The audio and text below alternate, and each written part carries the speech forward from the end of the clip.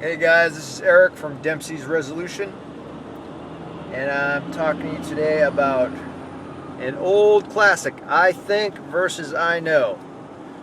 Okay?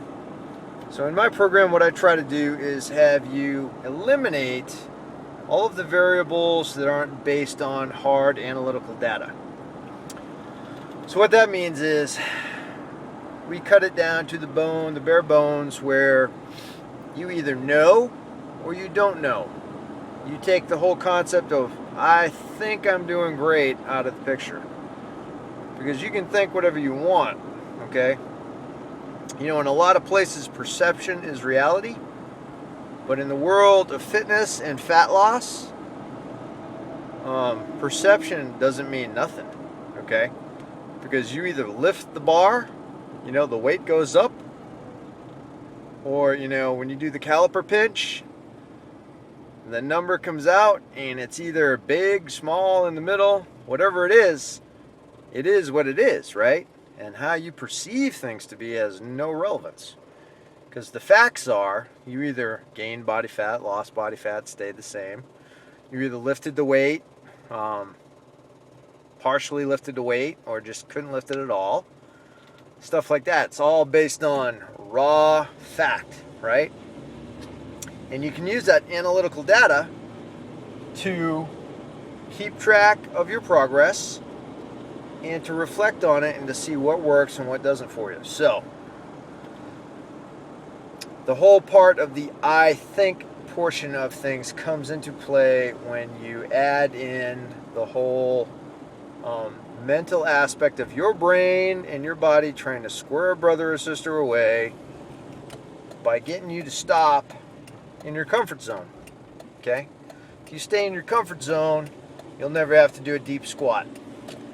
If you stay in your comfort zone, you'll never eat enough to cause some kind of metabolic effect, you know, like a positive change, right?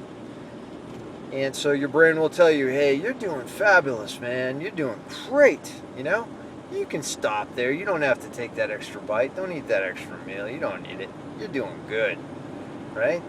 You don't need to go all the way down and touch your butt to your heels. Quarter of the way down is plenty, right? But that's your brain trying to save you. But unfortunately, in the fitness realm, it also hurts you, right? Because it's keeping you from meeting your potential.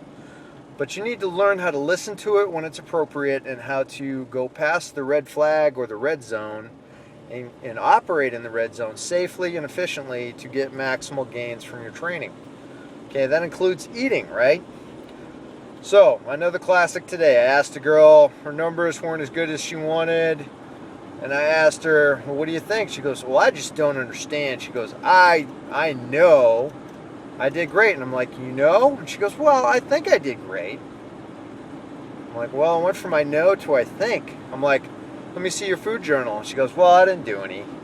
I was like, well, what numbers did you calculate for your, you know, calorie requirements per meal and per day? And she goes, well, I never bothered calculating them. And I was like, oh, so you didn't know what you were supposed to do, and you didn't know what you actually did, so you actually had no analytical data to tell you anything except how you felt about it, right? Or how you thought about it. You know, all these perceptive feelings that like mean absolutely nothing, right? Because your brain's going to tell you you're doing fabulous, right? So you won't make any change because it wants homeostasis and command and control. Anyway, so much for all that. So that isn't how it works, right? You have to at least once a week write something down in a food journal, right? You need to calculate consistently every week how many calories you should be eating. And you don't have to be a Nazi to the calorie counting, but you need to know what you're doing, as opposed to, well, I think I'm close. Well, okay. Okay, once you learn how to do it right, and once I teach people how to do it right, there's no more mercy. There's no more sympathy, empathy, nothing. All right? You either know or you don't. I think I'm doing great.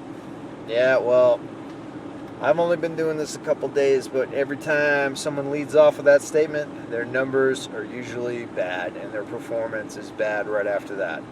Okay? That's just based on a couple zillion people doing it in a row over the last couple zillion years. What do I know, right? But, so don't think, no, right? Remember what the little green guy says. Do or do not. There is no try. Alright? It's the old famous quote from Yoda. Yoda's the man. Yoda is the man. Alright, hope you guys have a great day. I'll talk to you later. Bye.